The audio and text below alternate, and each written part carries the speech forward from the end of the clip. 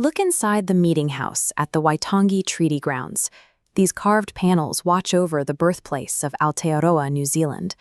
The country is approaching the 200th anniversary of the signing of Te Tiriti o Waitangi. The question of who guards this specific piece of land has never carried more weight. When the Waitangi National Trust appointed former Prime Minister Dame Jenny Shipley as its new chair, the official announcement leaned heavily on her proven leadership and governance expertise. There is a glaring omission in that pristine press release. The Supreme Court of New Zealand found Shipley liable in one of the most devastating corporate collapses in the country's history.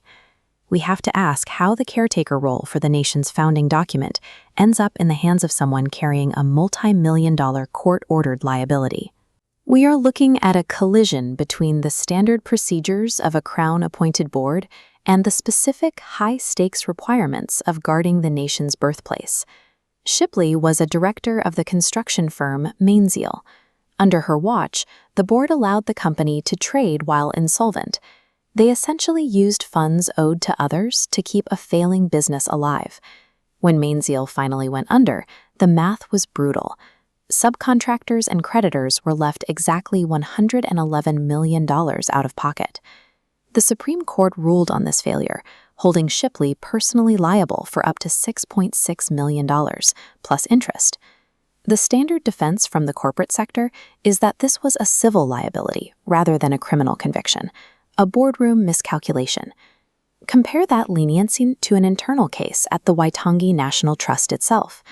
A few years ago, an employee was caught stealing $1.2 million from the trust. That employee was investigated by the Serious Fraud Office, prosecuted, and sentenced to 3 years and 8 months in prison. Steal $1 million from the floor, and you go to a cell. Oversee a $111 million loss from the boardroom, and you are appointed to chair the Waitangi National Trust.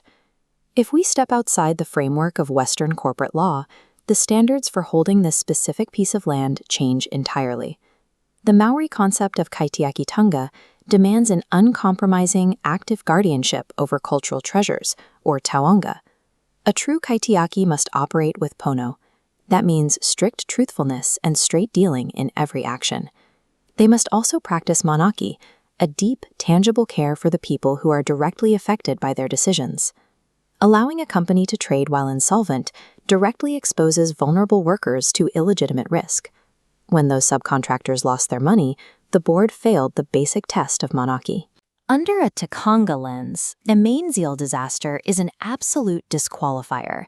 A record like that means you do not get to sit at the head of the sacred house. Why did the Waitangi National Trust brush those Māori principles aside and make the appointment anyway? The answer is in the floorboards. Despite its location, the trust is not a democratic, hapu-led body guided by Takanga. The organization traces its DNA straight back to 1932, when Lord and Lady Bledisloe purchased the property and gifted it to the nation, creating a colonial trust to manage Māori representation. The political wiring of that original board persists today. It features ex officio seats appointed directly by the Prime Minister and the Leader of the Opposition.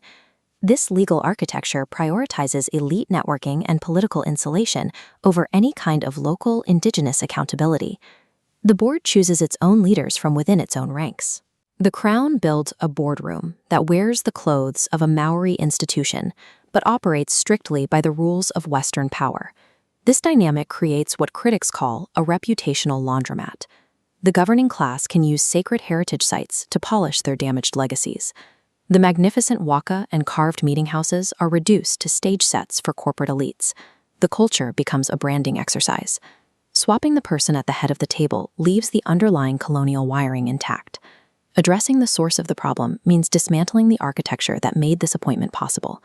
Until Western corporate impunity is replaced by actual Tino Rangatiratanga, true indigenous self-determination, the stewardship of Te Tiriti's birthplace will remain an illusion.